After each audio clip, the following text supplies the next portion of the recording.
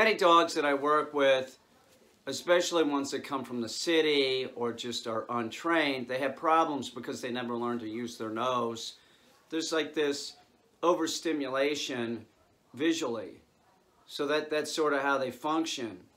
And it's never made any sense to me that, you know, you have dogs that instead of using their primary sense, which is you know, scenting, they're in the city, they're looking for, visually, for dogs and stuff. Dogs, cats, people that excite them, and then they're douchebags. Most of the time, if I have a dog here, it's over 30 days, I'm gonna start doing scent work with them. And even if it's here for 30 days, all the objects that I train the dog to hold are scented with bird scent.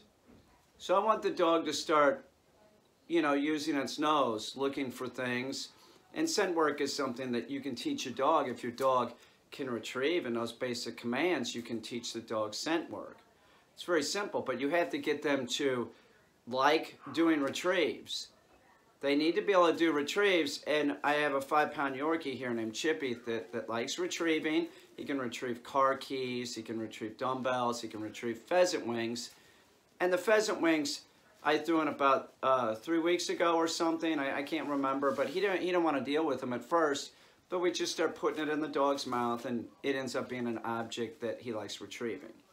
So now we do scent work with him, and I'll have him out in the field doing the dog can do a dummy launcher. He's great.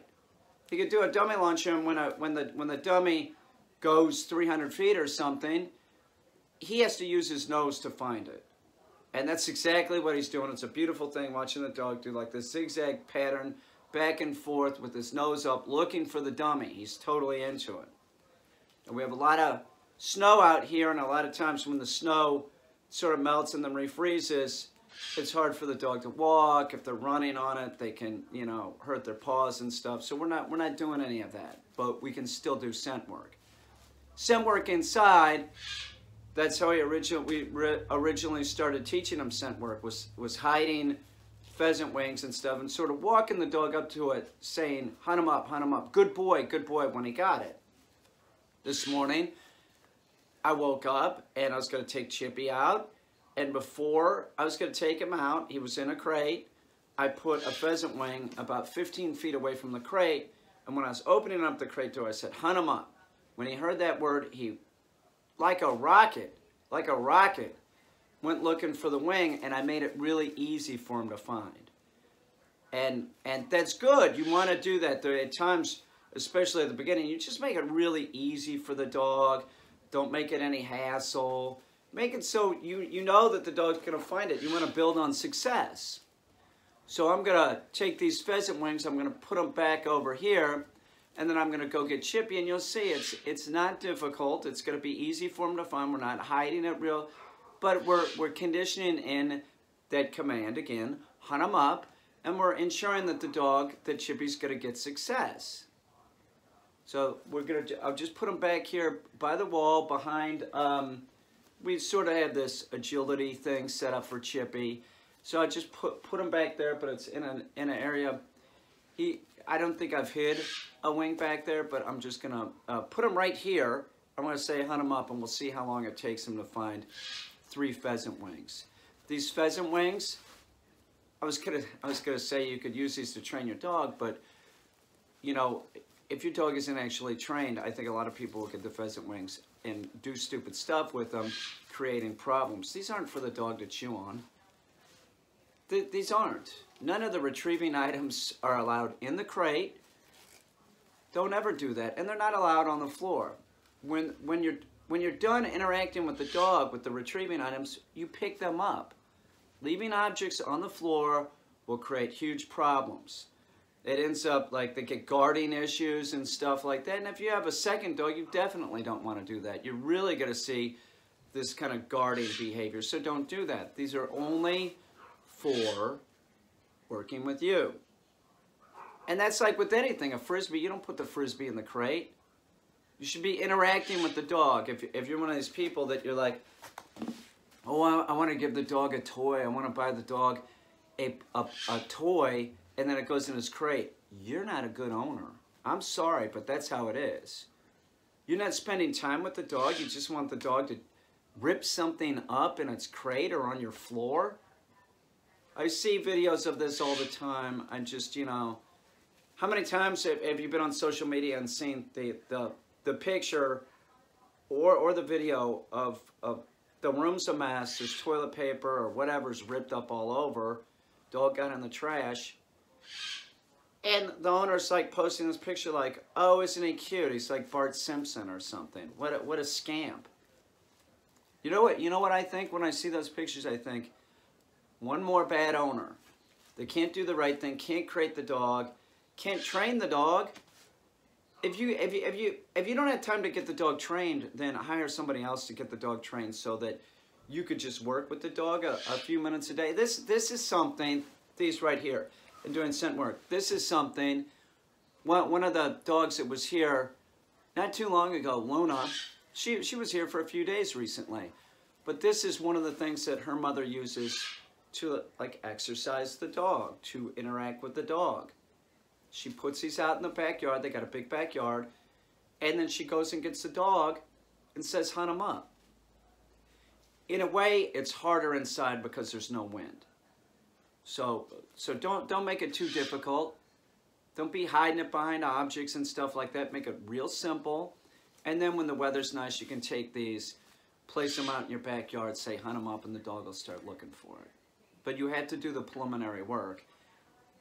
Walk the dog right up to the object and, you know, with a voice. Like, I have other videos on this. I have other videos. You should watch them if you're interested in this. But you walk the dog up and say, where is it? Where is it? Hunt it up. Hunt it up. And keep saying hunt it up. In a really excited voice, they'll get it. So let me put these down and I'll go get the chipmunk. And we'll see if he has any problem getting these. I don't think so. I think I'm going to see a wagging tail and the dog going for it.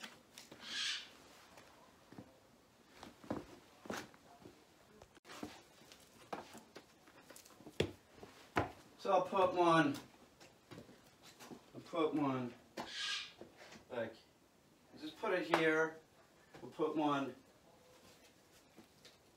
over there. Should I put one in the crate to really screw with them? Yeah. I might have to direct them on this one. I don't know if I'll get this. It's in there, and then we'll put one over there. Put 4 down. We get 4 down. Let's go get I'll get the chipmunk. Yo, Chippy! Chippy the chipmunk!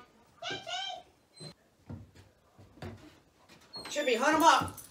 Hunt him up! Where is it, Chip? Hunt it up! Oh, you got one already! Look at his tail. Come on, Chippy. Here. Okay, drop. Okay, Chippy. Hunt it up! Good boy! Good boy! Good boy. Okay, drop. Chippy, hunt him up! Oh, fuck. Genius. Good job, genius boy. Yeah, fuck yeah, Chippy. Come on, buddy. Here. Okay, drop. Chippy, there's one more. Hunt it up. Where is it? Hunt it up, Chip. Where is it? Hunt it up. It's not in there. Hunt it up. You got it? He's trying. You're awesome, man. Come on. Here. Good boy.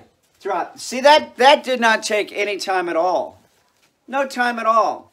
Just remember, make it easy for the dog, and then as the dog gets going on it, you can start making it harder. It's harder inside because there's no wind. Obviously, this is something that Chippy's totally into now. So, you see what I'm saying? Like, see the excitement? He sees this as something positive. He sees it as something totally positive. We did a lot of retrieves with these. Sometimes, you know, don't do that. Don't hide them. Just take them out, take the wings out, and just throw them like that. Good boy. Make him do a retrieve. Chippy, here. And drop. No, drop. And remember, these are not chew toys. They are not chew toys. Any other retrieving. Look at Chip. Maybe he'll dance for us. Oh, look, he can dance. Caine, I'm a great dancer. Chippy. Look at that. He's dancing. Good boy. Good boy, Chip. He goes back in a few days, but I work with the dog right up until the time he's going back. Maybe the day before we'll knock off. But we're adding stuff in. The more time that I had to spend with the dog, the better. And Jim and Taylor were, you know, they were great about that. I said, well, give me a little bit more time. Maybe I can get some more out of the dog. They went for it. And that's what every owner should do. If you're doing a board and train with a dog trainer that's offering to work with the dog longer, take it. Take it. The stuff that I could do in 48 hours is invaluable to this dog. One of the things that we're going to do with Chip right now is I'm gonna throw some items on the ground that he's never retrieved and see if he'll retrieve them. If you're gonna do something like this and it's new, put a leash on the dog. Keep going back to the leash. Now he can pick up keys. He can pick up glasses. Let's have him do that first, and then I'll throw the new objects down. See how he's looking at him? I got this dog wrapped around my finger, don't I, Chippy? Oh, you wish, Caine. You're a good boy. Give me a kiss. You're a good boy. So let's have him pick up some keys. He's a physical assist service dog. That's what he is. That's what I trained him to be. Doesn't matter. You know, maybe Jim hurts his back or something. It's possible. Maybe Taylor hurts her back. And then they'll have Chippy that could help pick up stuff. It's great. Chippy. Chipperoo. Okay, get ready. Get those for me. Hold. You gotta hold them right, dude. Okay, heel. Nice. Sit. Hold. Drop. That was good, dude. That was good. Thank you. That's good. She's like, you're a good guy, dude. Okay, the keys. You ready? Sit. Chippy.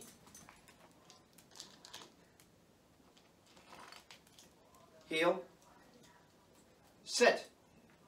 Hold. Drop. These are very difficult for any dog to pick up. They have metal. You know, this is difficult. This is a very good dog. Now let's try 3 objects that he's never done before. Now, if he can't pick these up, what I would do, if he can pick any of these up, which he might not be able to, I'm sort of doing this as educational. I don't think he's going to be able to pick any of them up. But I would go back to the basics. I'd put the leash on the dog. So Jim and Taylor, if you want, we'll go over this, but if you want Chippy to be in a video where he picks up an object, he's never picked up the object before, you take the new object, it would have to be small enough that the chipmunk can hold it, and then you just open his mouth, put it in there, say hold. So you do that a couple times, drop, and then try and see if he can pick it up. So let's try the 3 new objects. Chippy, heel. Sit. He loves to retrieve now. Don't you, Chip? Because I'm great at it, Caine. So the first object we'll try is a Bic lighter. Chippy. Oh, shit. Heel. Sit. Drop. That was fucking great, dude. I didn't think he would do it. Hang on, let's do another one. Now, another object that a physical assist service dog might have to pick up or go get would be a bottle of pills. I don't think he's going to be able to do this, but let's throw it down just to make sure. You're gonna pick up my pill. These are Ike's thyroid pills. Sit. Chippy. Hold. Hold. Oh, you got it. Oh, shit. Sit. Drop. You're a fucking good dog, dude. Yeah, but you really try, don't you? I'm interested, Caine. Chippy, heel. No, heel. I can't believe you just did that, Chippy. That's great. Good job. See the way he looks? See the way he looks? He's totally into this shit. He loves training. Now the next one's a really tiny. I don't think he's going to be able to get this. It might be too small, to tell you the truth. This is Chippy. Can you hold that? It's a little pocket knife. Chippy, hold.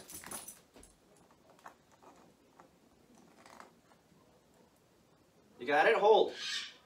Bring it here, Chip. Oh, fuck, you got that too. Hold. Drop. You are good. Oh, you want to try it again? Let's try it again. That's very small. He likes it. You like this? Oh, look at him. He likes the little pocket knife. He says he can do it. Okay, heel. How fucking cute are you, dude? Come here, heel. Do a proper heel, brother. Sit.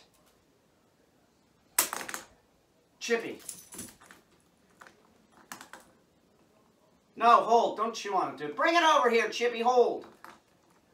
That's not a toy. Drop. That's good, though. That's real good, man. God damn.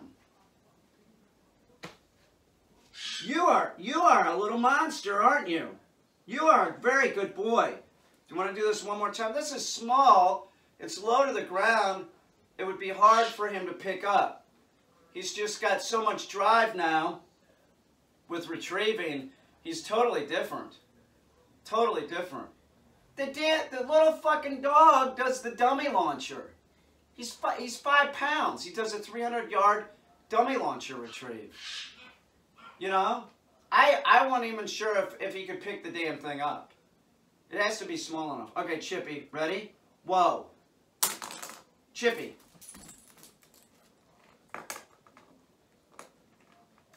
No, hold and heel. Heel. Bring it over here, Chippy. Heel. Sit. Drop. You're a good boy. You're a good boy. So, it's fine. What he was doing was it got over there, and he got it up in this position. He wanted to chew on it a little bit. Now, a little bit, at first, I like to see stuff like that.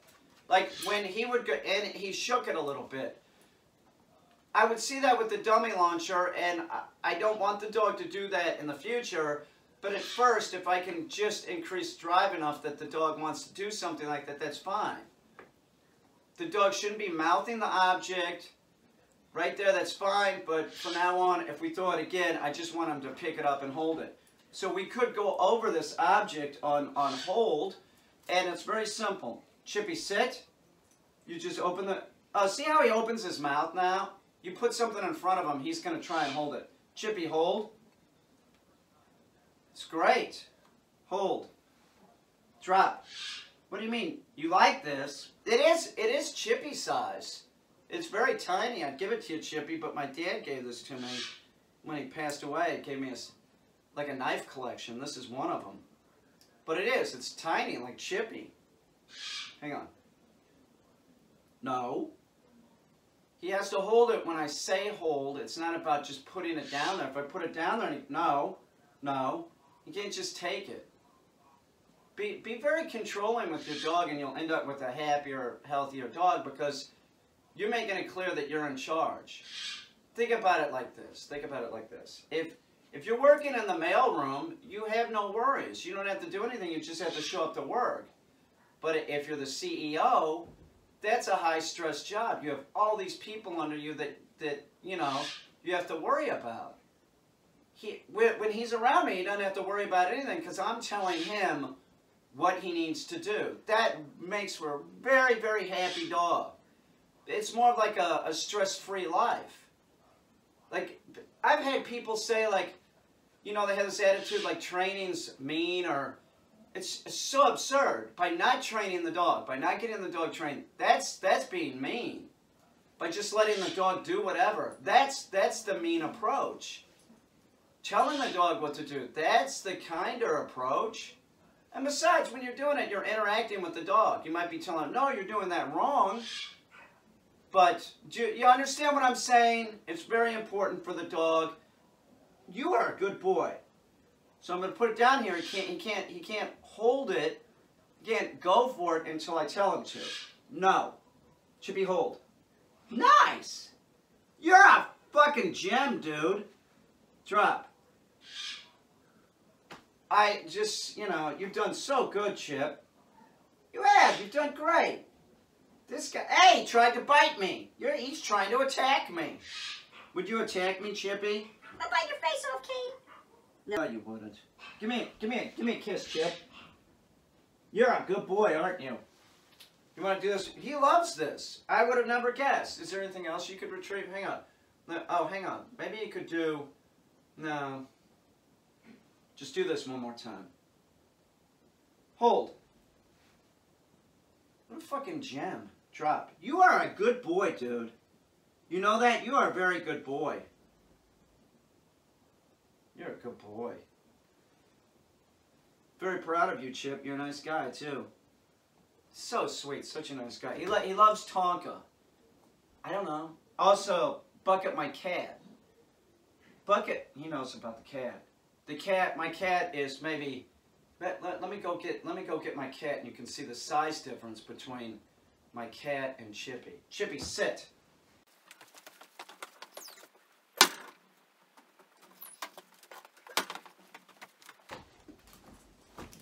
Look at the size difference. It's ridiculous. Bucket's probably got 10 pounds on the chipmunk. I was looking around for objects that would be really difficult for him to pick up, and what I was looking for was a Sharpie marker, and the Sharpie is the first thing he learned to hold in his mouth. But we never used it to, like, you know, you got to pick it up. It's cylindrical. This isn't even a Sharpie. So it's smaller, it's going to lay flatter. I don't know if you can pick... Chippy, can you pick this up? If I throw this, will you try and pick it up? If you can't pick it up, it's no big deal. You know, I might be asking too much. Okay, get ready. I'm not going to make him wait or anything. Chippy, hold. Oh, here. Hold. Get over here. You got it. Good drop. Boy! Want to do it again? It's, you know, I don't know. He's into retrieving. Sit! No, sit. Sit. Chippy! Here, you got this, man! Drop. Alright, so he could retrieve anything that it looks like that is small enough that he could pick up within reason. It can't be too small, you know, and you wouldn't want him to pick up anything small. Real quick while I'm on this subject is training a dog to try and pick up coins and stuff like that. I've seen people do this. It's totally inappropriate. It is. It's totally inappropriate. And pennies can kill your dog. They have zinc in them. Don't even mess with that. And who needs that anyway? I was telling this to somebody that needs a physical assist dog that I trained their dog years ago, and she wanted me to, like, train the dog to do that. Then she's like, well, what if I drop change or something? I said, well, just leave it. It's change. Who cares? You know, we have other things to work with the dog, you know, that are more important than that. That's more like a novelty item. That's like a trick. And I brought up the penny thing. But the other thing is this, is like most people, we use debit cards. Here's the agility course that we have set up, and he needs to do it a certain way. He needs to do it right. And what he needs to do is walk down this plank, go in the kennel, come out of the kennel, keep walking down this plank over here, grab a tennis ball from the receptacle, go down to that spot where he's sitting, and then he needs to do the weave pulls, drop the tennis ball back in, go back into the kennel, come back down here to the finish, and he'll probably be running to get back down here. So if he does it wrong or something, I'm going to stop him. And another thing, I'm not really casting him. I'm sort of up close. I am casting him, but I'm not staying back there. I am kind of moving up with him. So let's see how he does. Chip, come here. Here. Chip, you walk the plank. Okay, go kennel. Good. Good. Okay, Chippy, over there. Go hold.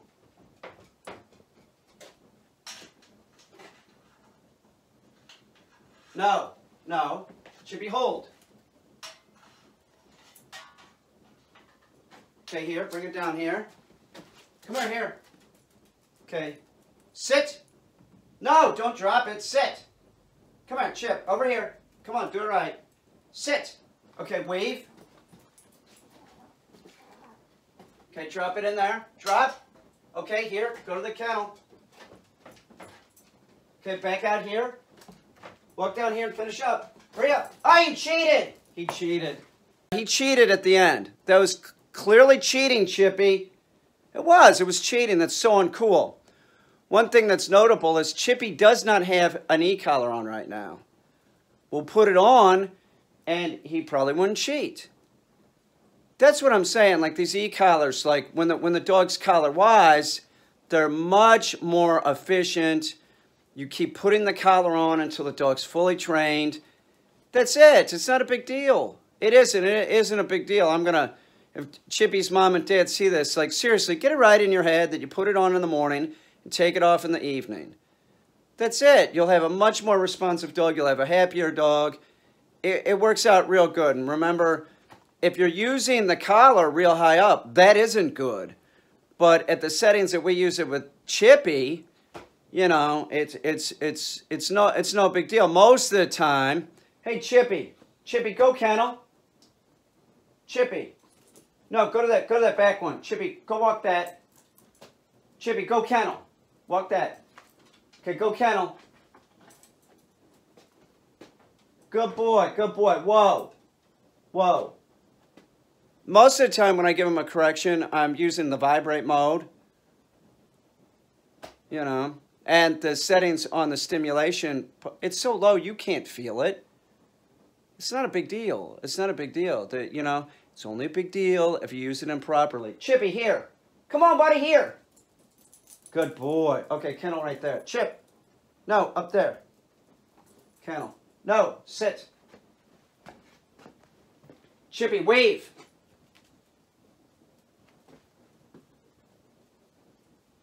Get a ball, Chip. No, hold. Sorry, hold. I'm speaking human. He's a dog. Okay, here. Right there. Sit. Drop.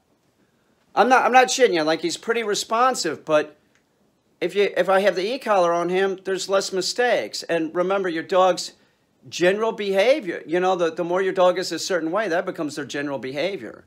So you want the dog more compliant. So you just keep putting the collar on, use it a few times in the day. That's it. It's no big deal.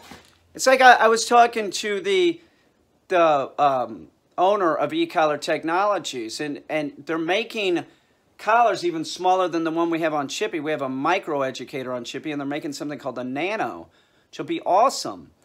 And it's like he said, and I say the exact same thing. They're good for a big dog. They're good for a medium dog. They're good for a small dog. And they're going to be great. They're great for an extra small dog. It fits them. That's the problem in the past, is that they were just too big, so they couldn't fit on the dog's neck. I trained a dog, Cricket, years ago that was a Yorkie. And we couldn't find an e-collar that would fit him properly. It was such a hassle. The micro educator will fit a Yorkie. Do we want it smaller? Oh yeah, smaller, so it's barely noticeable, so that if you run across some idiot that is like got this thing in their head that you're shocking the dog, that's not what's going on. That is not what's going on. It's lower. That's the great thing about this company, is that the e-collars can be used. They have something called blunt stimulation. E-collar Technologies does. Nobody else does. And maybe Dogtra has a collar now that's lower that you can use lower than a human can feel it. But it's so low, you know, you don't want anything high up. And the reason why you don't want anything high up is that causes excitement. And excitement is the point where all dogs make mistakes. They bark, lunge, bite, or just don't listen. So it makes no sense. We're just using the e-collar to create like this annoyance. And then it's conditioned in with the word no. So when he hears the word no, it's also conditioned in with the collar. So the word no means more. It's a very effective tool. Just if you think you see this and you're going to get an e-collar for your dog, I'm not recommending that. That's not what I'm recommending. This dog has been with a professional and was collar conditioned by a professional. And if you get the collar, you might screw the dog up. Caine, let's go. Let's go get your oil change. Let's go. Come on, dude. Walk the plank. Go. Up. Go kennel.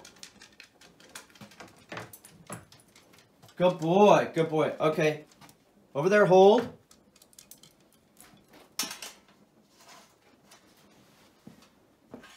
Got it? Okay, here. Down here. Come on, Chip. Down here. hold, sit. Okay, now weave. Okay, drop it in there, drop. Okay, kennel. Okay, back down here for the big finish. Come on, Chip. Oh, you cheated again! He's clearly a cheater. He is. He's a cheater. He's wagging his tail looking at me. See? The e-collar's not on, so we'll put the e-collar on for the rest of the afternoon. They're more compliant. They are. They become collar-wise. Keep putting it on until the dog's fully trained, and then when the dog's fully trained, you put it on for another 5-6 months. You might not be using it, but you keep putting it on because you know that the dog is collar-wise. I'm getting my oil changed, and I'm working Chippy out in the parking lot. My leg's killing me. I'm having trouble walking, but it's all right. I want to do this. I want to work him in as many situations as I can, and he's, you know, just learning this place between the legs. He does real good here. He does. You know, where there's the highway out there, there's a lot of noise. You know, he's functioning real good. And the reason why I want to work him in as many places as I can is because he's going to go back, and the first session will be, it's the most difficult. So this will make it easier for him. The more, you know, the first session when he sees Jim and Taylor, he's going to be excited. So the more stable I get him, the better. So, you know, and it's important that I keep working this. I want to make sure that he's doing it when he goes back. So he's doing great here, man. This is, you know, he's just started doing this, and these cars are absolutely a huge distraction. So he's going place between the legs. He's doing great, and that's what I'm telling him. Tell him, good boy. That's a very good boy, Chippy. Chippy, place. Sit. See, that's textbook, man. That's good, little baby chipmunk.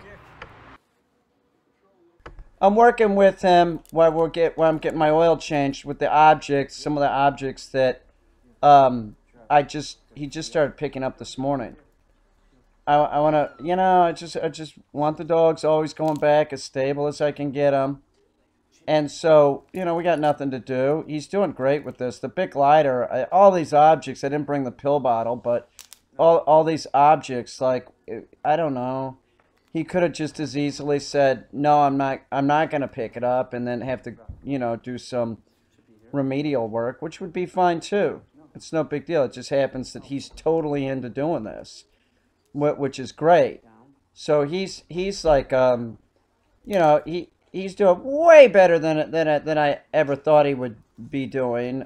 Come on, do I have to mention the dummy launcher again? It's absolutely fantastic.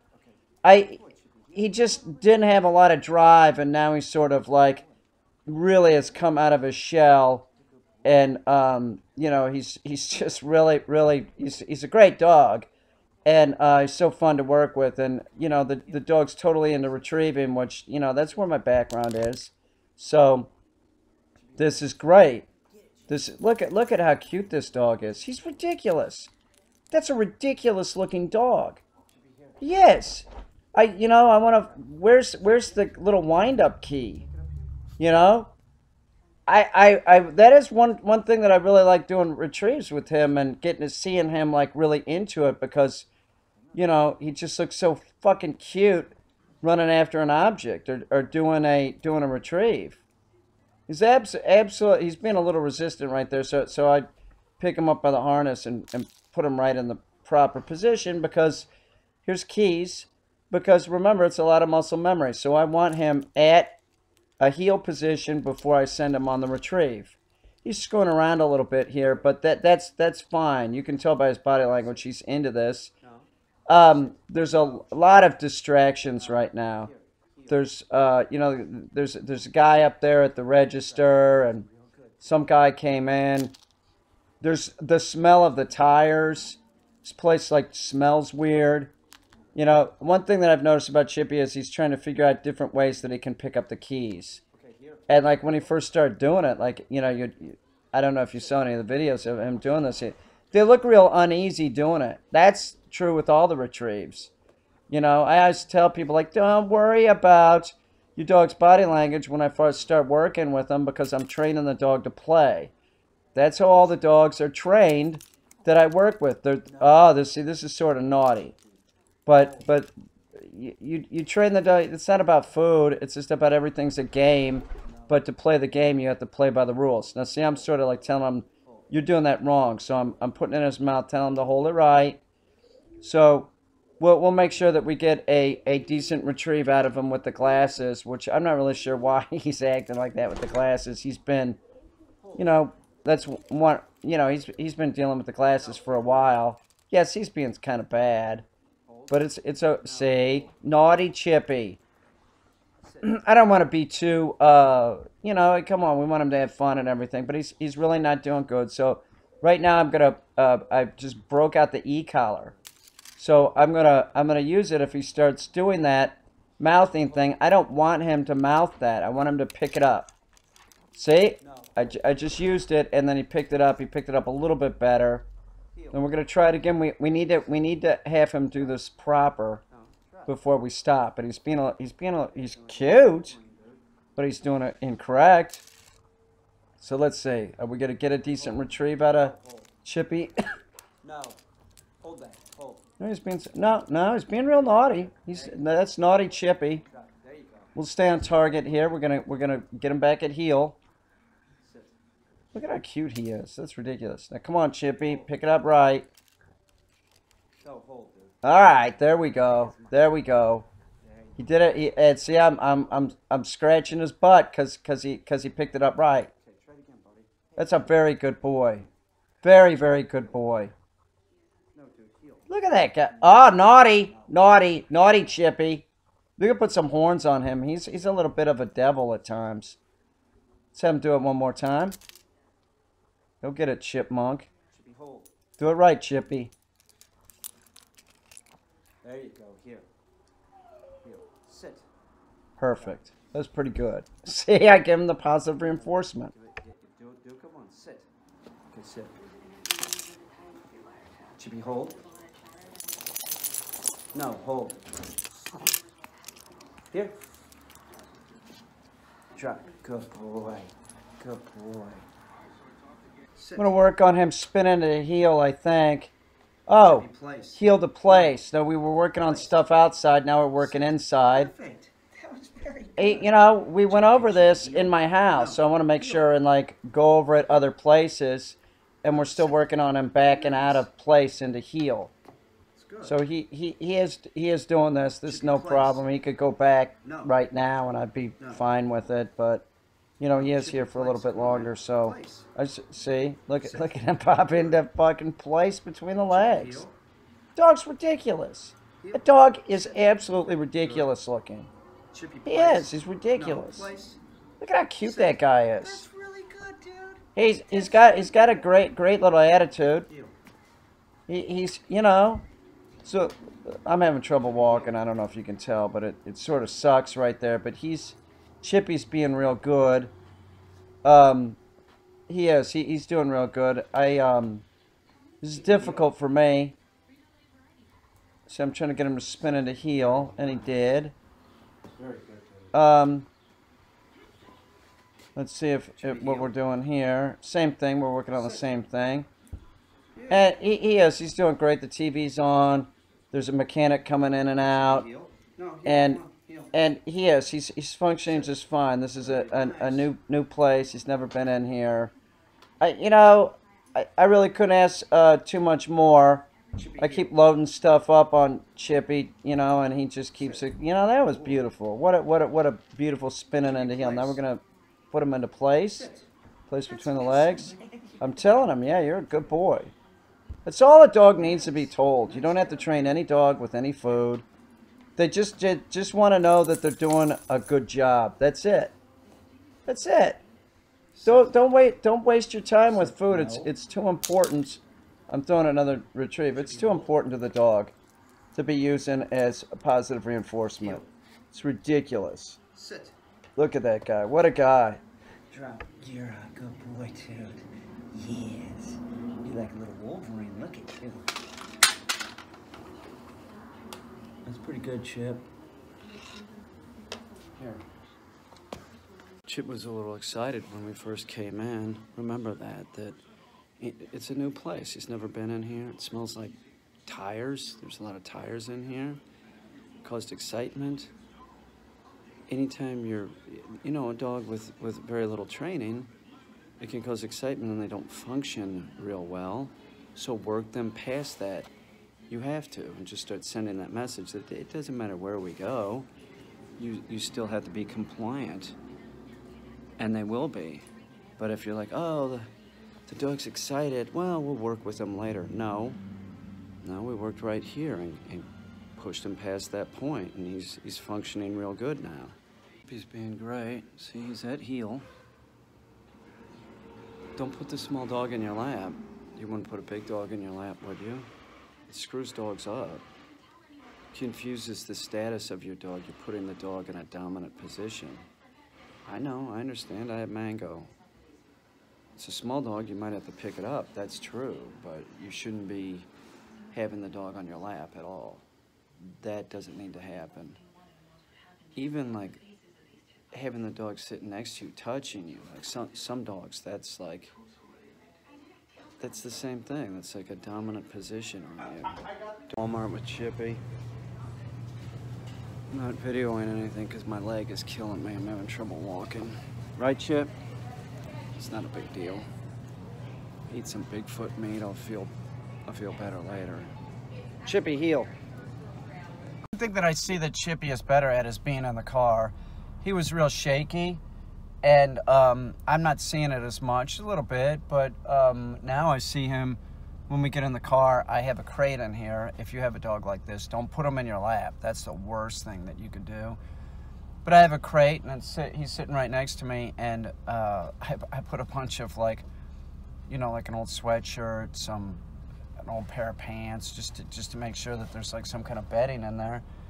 He just jumps in the car, literally, like I open the door, and he's jumping up into the seat and then goes into the kennel.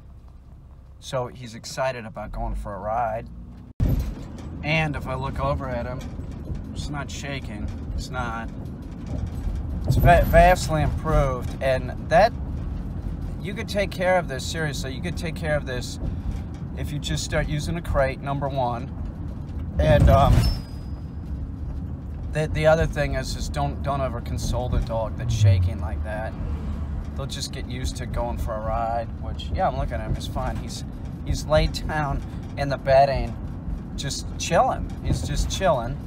So don't console them. Don't ever put the dog in your lap. Even if the dog's sitting next to you, if they're shaking like that, they shouldn't be touching you or anything. If they're in a car, use a crate for sure. And they all get over this. It's similar to it's similar to dogs that get sick in the car. They all can get over it. The trick with the dog that gets sick in the car is don't feed them and just keep putting them in the car. Have them in a crate. Once again, you need to have them in a crate. Crates are what all us dog trainers use when we're transporting a dog for a reason. Don't just put the dog in the seat. That's not helpful. That's not helpful. And with a dog, if you have a small dog like Chippy, it's easy. You could just go get a $30 crate and just keep it in the car, and then when you are transporting your little dog, just put the little dog in the little crate. It's very, very simple. And also the other thing is, like, throw bedding in the little crate for the little dog, or, you know, if it's a big dog, you could put bedding in there too.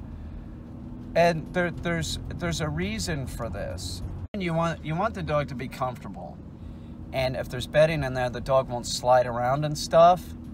So you want them to always look at going for a ride. Yeah, we're going someplace, we're gonna do something, you know, they're gonna have a good time. Get up there and get in the crate. And that's what I'm seeing from Chippy now. And it wasn't until just recently. Man, we just left Walmart. He's already, like, laid down. It looks like he's falling asleep. You know, before, there's a lot of panting, you know, a lot of panting. Why some dogs are freaked out in a car, who can say? My guess is that, one, the engine makes sound. the tires make sound and it's similar to a growl. So they're, you know, they're in this thing and there's this constant growl going on. They just need to get used to it. That's another reason why the bedding is helpful, is because the bedding, I would assume, would, if there's any vibration, it's going to be, you know, less vibration in the crate. So take your dog that's freaked out about, you know, being in a car, and take them for long rides. Take them inside, because you want them to look at the cars like something, like we're going someplace, we're going to have a good time. So each time I take him, you know, I put him in the car, we're going someplace, he's going in with me. He's a service dog. You see what I'm saying? So keep the vibration down by putting bedding in the crate. Don't console the dog. I also, with dogs like this, I'll also have them go in the down position and just start giving them commands. That's the first thing that I started doing when we were dealing with this. And he was not so freaked out that he wouldn't function. And now he functions real good. Now he's fucking sleeping already. It's only been a matter of a few minutes. So make it real comfortable. Don't worry about it. Don't console the dog, and take the dog for long rides. If your dog is getting sick, if it's a dog that gets car sick, don't feed them. Don't feed them. You want the dog not to be car sick? Don't feed them. Your dog can go 12 hours without eating. You understand this? And if it's been 12 hours and you put them in the car and they still get car sick, then make them go 15 hours without eating. It's not going to hurt the dog. Remember that a gray wolf, this is a fact, might not make a kill for up to 2 weeks. So your domestic, your house dog that doesn't eat for 15 hours, if the dog has no health issues, the dog should just be fine. Just get the dog used to it, and then once you see the dog's not getting sick anymore, I guarantee you, once the dog stops being nervous, they just stop getting car sick. I've had people try and argue the point, no, not my dog, and I'm like, did you do what I said? Well, I tried it, and, you know, and then they have some excuse that they had to feed it. We went 10 hours, and Fluffy was hungry, and I'm like, well, maybe you should have tried 12 hours.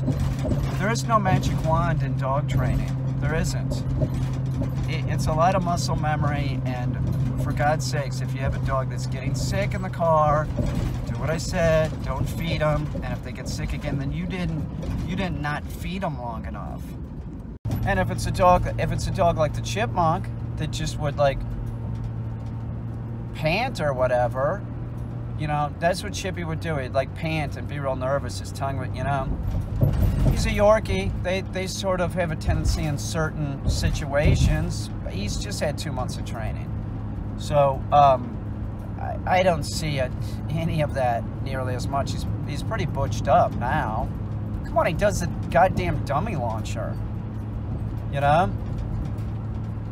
Just don't get wrapped up into the emotional state of the dog, because the emotional state of the dog is not anything like your emotional state. You're the mass. The dog isn't. You're imagining that the dog ponders thought, and they don't. They don't ponder thought.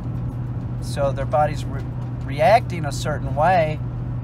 Don't exacerbate it by consoling it, because they can't.